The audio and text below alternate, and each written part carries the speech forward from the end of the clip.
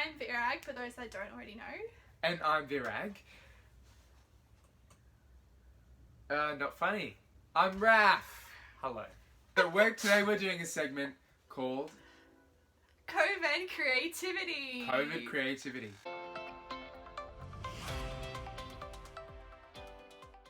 Basically, what we're going to be trying to do with this segment is that once a week we will, or I will, or I with someone else will record some creative content for you, because we are both emerging artists, so to speak. So I work as a theatre maker, director, playwright, teaching artist, reviewer, writer, all the fun stuff.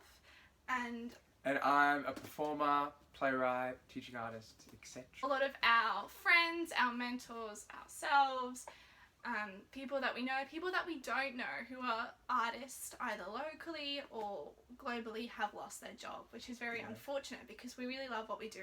I think storytelling and reading stories and sharing stories is what's going to get us through spiritually and mentally throughout this dark period in human history, so to speak. So today, to kickstart off this lovely little YouTube series, I don't know what the right terminology is. I'm not a digital tech savvy person, so if this makes it online, that's a miracle in itself. We've got 3 books that we're going to tell stories off of. So we've got... So this one here is Angela Carter's Book of Fairy Tales. And I've got The Brothers Grimm. And we've also got, when we were very young, we're going to, in no particular order, rotate between books and read some stories for you. I don't know how to create a podcast, so if you don't want to see our faces and want to turn the video down, you're more than welcome to. I don't blame you. I'm going to read a story from The Brothers Grimm, and it's called The Wolf and the 7 Little Kids. There was once upon a time an old goat who had 7 little kids and loved them with all the love of a mother for her children.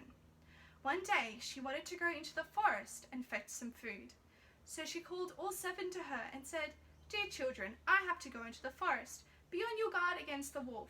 If he comes in, he will devour you all, skin, hair, and all. The wretch often disguises himself, but you will know him at once by his rough voice and his black beak." The kid said, "Dear mother, we will take good care of ourselves. You may go away without any anxiety." Then the old one bleated and went on her way with an easy mind. It was not long before someone knocked at the door and called, "Open the door, dear children. Your mother is here and has brought something back with her for each of you." But the little kids knew that it was the wolf by the rough voice. "We will not open the door," cried they. "You are not our mother. She has a soft, pleasant voice, but your voice is rough. You are the wolf." Then the wolf went away to a shopkeeper and brought himself a great lump of chalk, ate this, and made his voice soft with it. Then he came back, knocked at the door of the house, and cried, "Open the door, dear children. Your mother is here and has brought something back with her for each of you." But the wolf had laid his black paws against the window, and the children saw them and cried, "We will not open the door. Our mother does not have black feet like you. You are the wolf." Then the wolf ran to the baker and said, "I've hurt my feet. Rub some dough over them for me." And when the baker had rubbed his feet over, he ran to the miller and said, "Strew some white meal over my feet for me." The miller thought to himself, "The wolf wants to deceive someone," and refused. But the wolf said, "If you will not do it, I will devour you." And then the miller was afraid and made his paws white for him. Yes, that's how people are. So now the wretch went for the 3rd time to the door, knocked at it and said, "Open the door for me, children. Your dear little mother has come home and has brought every one of you something back from the forest with her." The little kids cried, "First, show us your paws that we may know if you are our dear little mother." And then he put his paws in through the window, and when the kids saw that they were white, they believed that all he had said was true and opened the door. But who should come in but the wolf? They were terrified and wanted to hide themselves. One sprang under the table, the 2nd into the bed, the 3rd into the stove, the 4th into the kitchen, the 5th into the cupboard, the 6th under the washing bowl, and the 7th into the clock case. But the wolf found them and used no great ceremony. One after the other he swallowed them down his throat. The youngest, who was in the clock tower, was the only one he had not found. When the wolf was satisfied with his appetite, he took himself off, laid himself down under a tree in the green meadow outside, and began to sleep. Soon afterwards, the old goat came home again from the forest. Ah, what a sight she saw there! The door stood wide open. The table, chairs, and benches were thrown down. The washing bowl lay broken to pieces, and the quilts and pillows were pulled off the bed. She sought her children, but they were nowhere to be found. She called them one after another by name, but no one answered. At last, when she came to the youngest, a soft voice cried, "Dear mother, I am in the clock case." She took the kid out, and it told her that the wolf had come and had eaten all of the others. Then you may imagine how she wept over her poor children. At length in her grief she went out, and the youngest kid ran with her. When they came to the meadow, there the wolf lay by the tree and snored so loud that the branches shook. She looked at him on every side and saw that something was moving and struggling in his gorged belly. "Ah, heavens," said she, "is it possible that my poor children whom he has swallowed down for his supper can still be alive?" Then the kid had to run home and fetch scissors and a needle and a thread, and the goat cut open the monster's stomach, and hardly had she made one cut than one little kid thrust its head out, and then she cut another. She cut further into the wolf's stomach, and all 6 sprang out after one another, and were all still alive, and had suffered no injury whatever, for in his greediness the monster had swallowed them down whole. What rejoicing there was! They embraced their dear mother, and jumped like a sailor at his wedding. The mother, however, said, "Now, go and look for some big stones, and we will fill the wicked beast's stomach with them while he is still asleep." Then the 7 kids dragged the stones there with all speed, and put as many of them into his stomach as they could get in, and the mother sewed him up again in the greatest haste, so that he was not aware of anything, and had never once stirred. When the wolf at length had his sleep out, he got on his legs, and as the stones in his stomach made him very thirsty, he wanted to go to a well to drink. But when he began to walk and move about, the stones in his stomach knocked against each other, and rattled. Then he cried, "What rumbles and tumbles against my poor bones? I thought 'twas 6 kids, but it's naught but big stones." And then he got to the well, and stooped over the water, and was just about to drink. The heavy stones made him fall in, and there was no help, but he had to drown miserably. When the 7 kids saw that, they came running to the spot and cried aloud, "The wolf is dead! The wolf is dead!" and danced for joy around about the well with their mother. I'm going to read one from when we were young. This one's called Sand Between the Toes. I went down to the shouting sea, taking Christopher down with me, for nurse had given us 6pence each, and down we went to the beach. We had sand in the eyes, and the ears, and the nose, and sand in the hair, and sand between the toes. Whenever a good nor'wester blew, Christopher is certain of sand between the toes. The sea was galloping grey and white. Christopher clutched his 6pence tight. We clambered over the humping sand, and Christopher held my hand.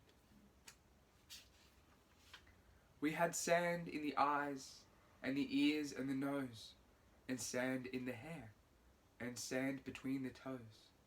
Whenever a good nor'wester blows, Christopher is certain of sand between the toes. There was a roaring in the sky.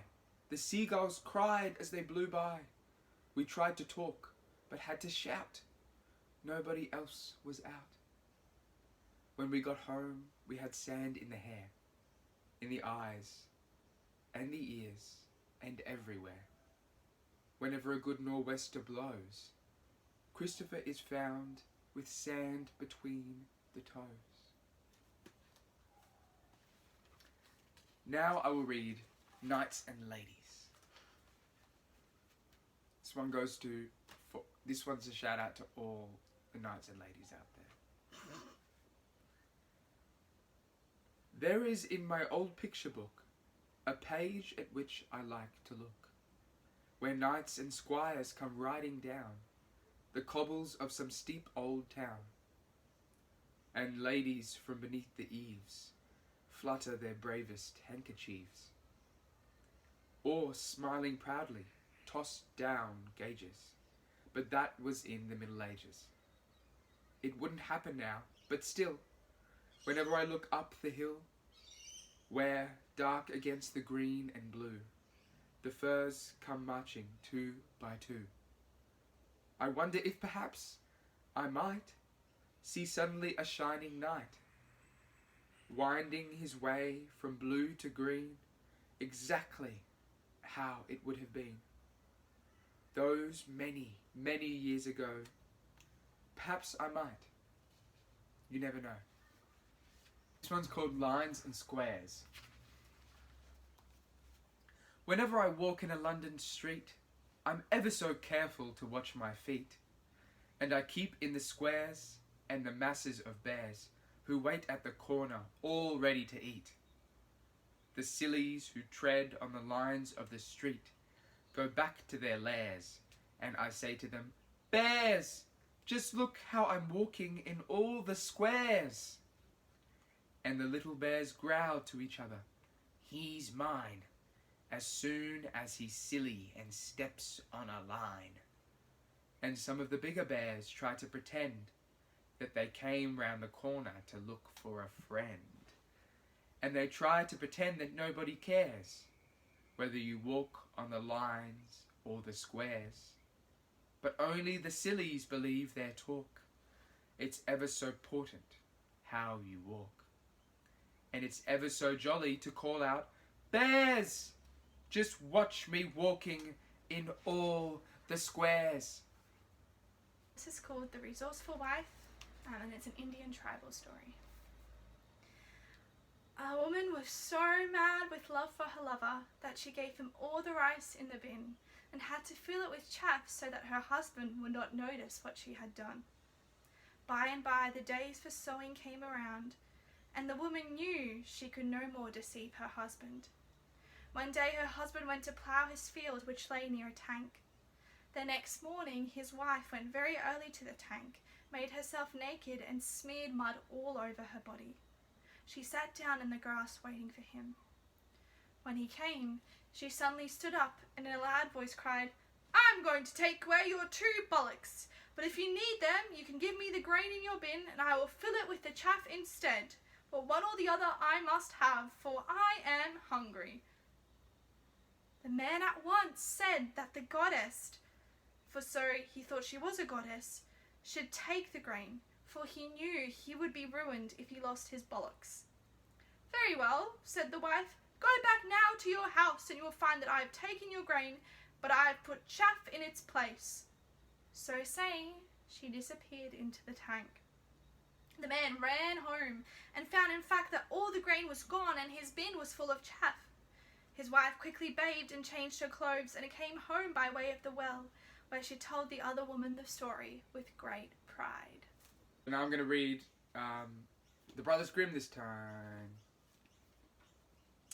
This one's called Cat and Mouse in Partnership. A certain cat had made the acquaintance of a mouse, and had said so much to her about the great love and friendship she felt for her, that at length the mouse agreed that they should live and keep house together. "But we must make a provision for winter, or else we shall suffer from hunger," said the cat. "And you, little mouse, cannot venture everywhere, or you might be caught in a trap some day." The good advice was followed, and a pot of fat was bought, but they did not know where to put it. At length, after much consideration, the cat said, "I know no place where it shall be better stored up than in the church, for no one dares take anything away from there. We will set it beneath the altar and not touch it until we are really in need of it." So the pot was placed in safety, but it was not long before the cat had a great yearning for it, and said to the mouse, "I want to tell you something, little mouse. My cousin has brought a little son into the world, and he asked me to be godmother. He is white with brown spots, and I am to hold him over the front at his christening. Let me go out today, and you look after the house by yourself. Yes, yes, answered the mouse. By all means, go. If you get anything very good, think of me. I should like a drop of sweet, red, christening wine, too. All this, however, was untrue. The cat had no cousin, and had not been asked to be godmother. She went straight to the church, stole to the pot of fat, began to lick at it, and licked the top of the fat off.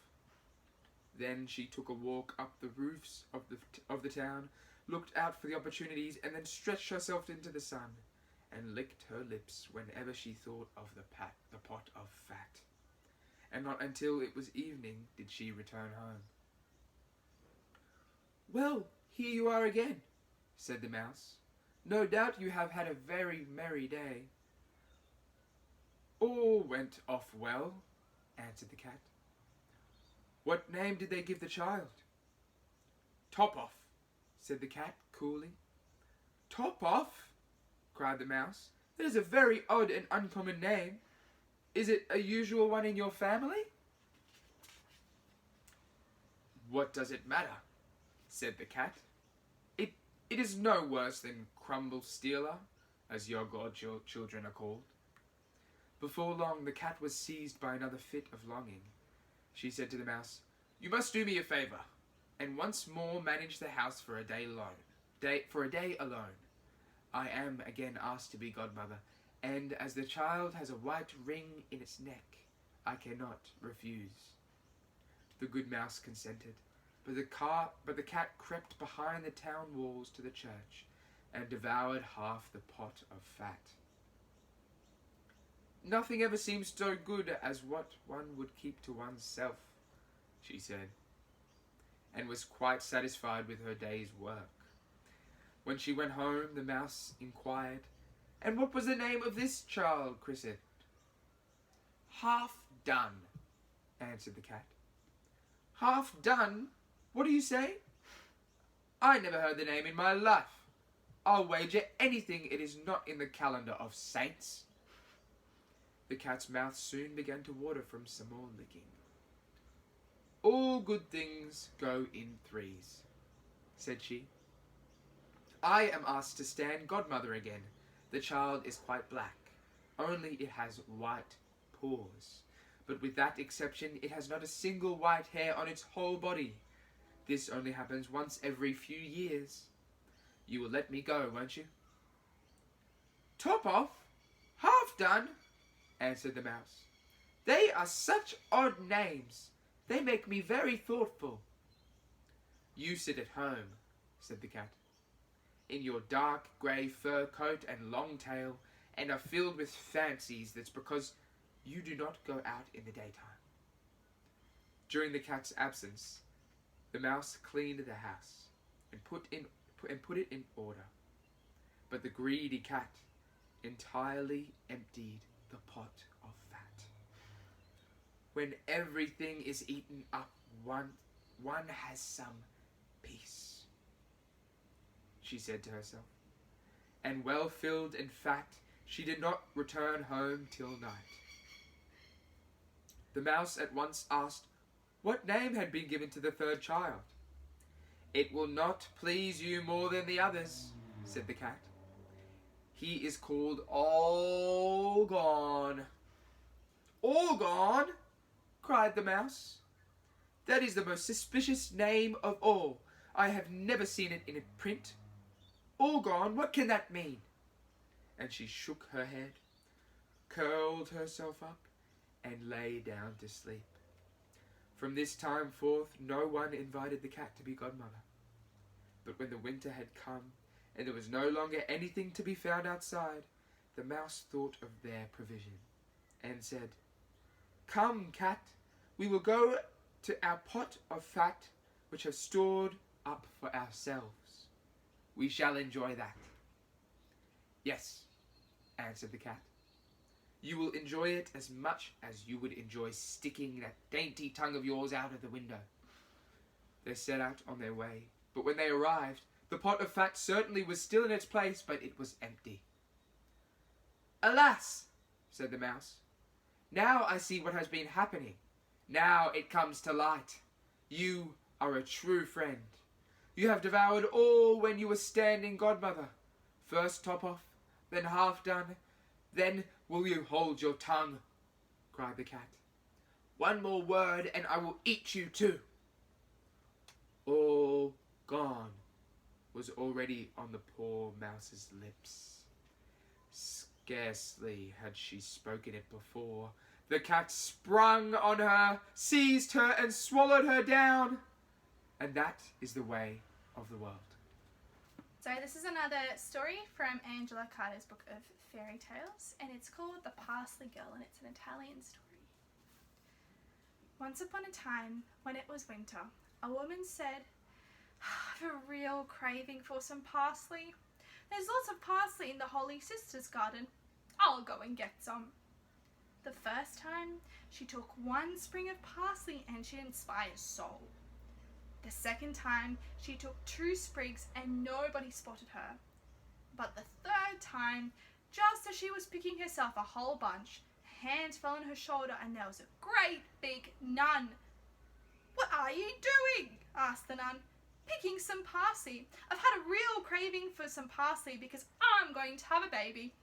Take all the parsley you want, but when you've had your baby, you must call him Parsley Boy if he's a boy, or Parsley Girl if she's a girl. And when the baby grows up, you must give it to us. That is the price of your parsley.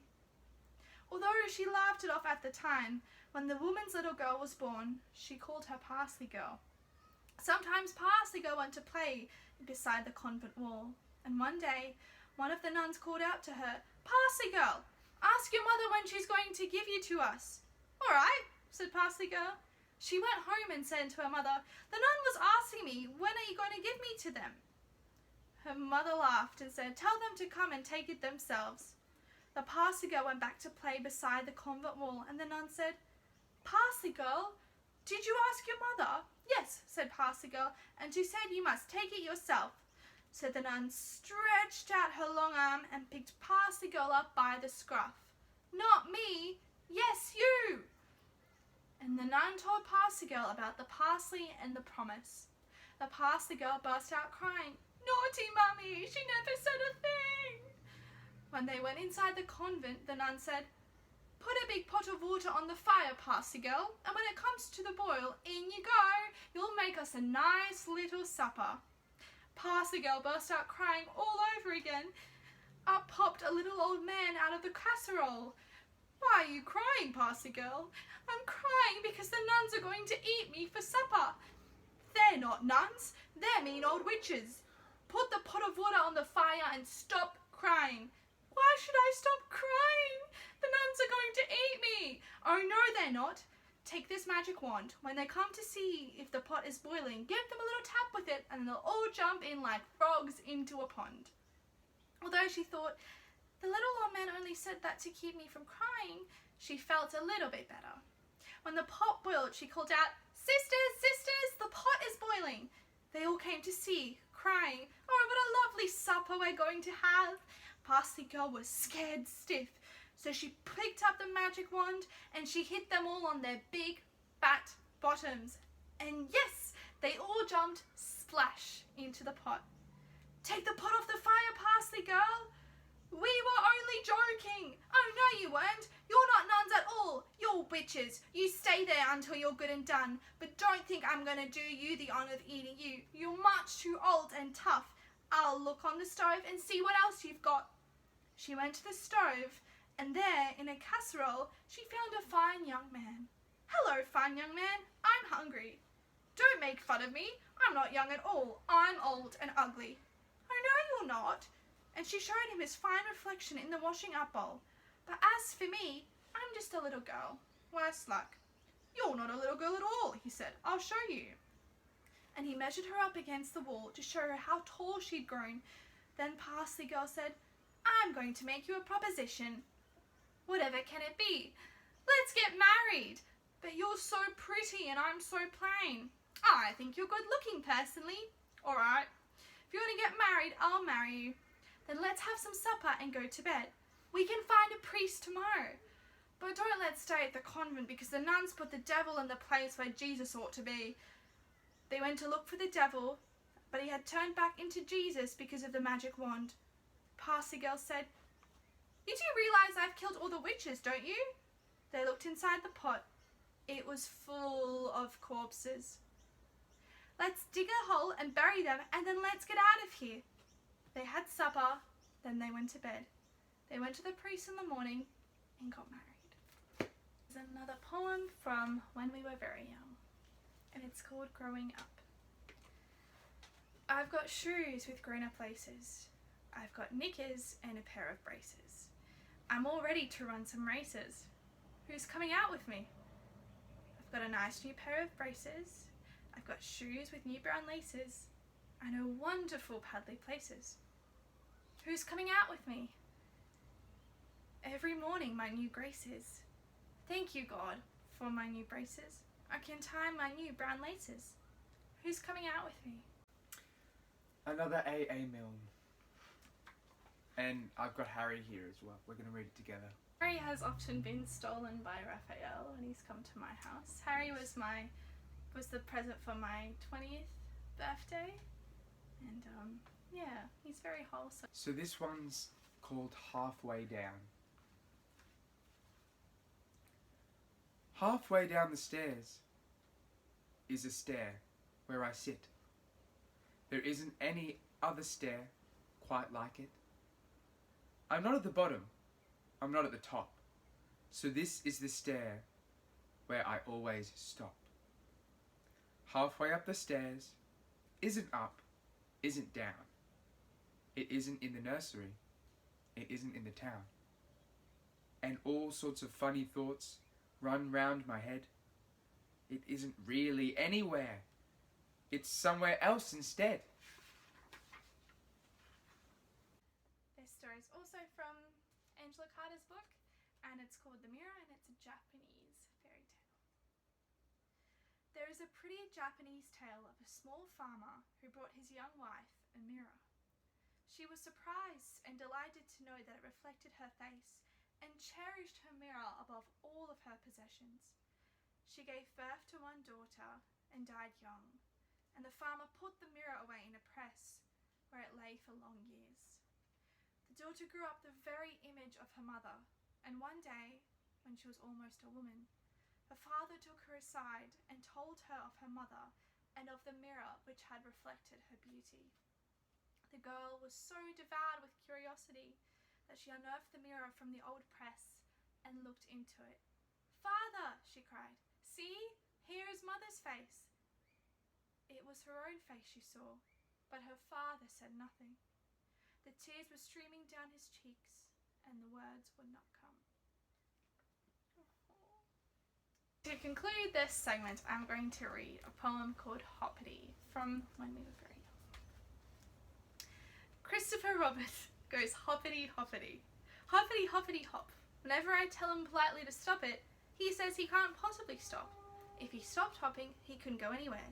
Poor little Christopher couldn't go anywhere. That's why he always goes hoppity hoppity, hoppity hoppity, hop. I am Virai Dombe, and this is Raphael Tefera, and hopefully we'll see you next time. But please look after each other, be kind to one another, and don't forget to take some time for yourself. Woo!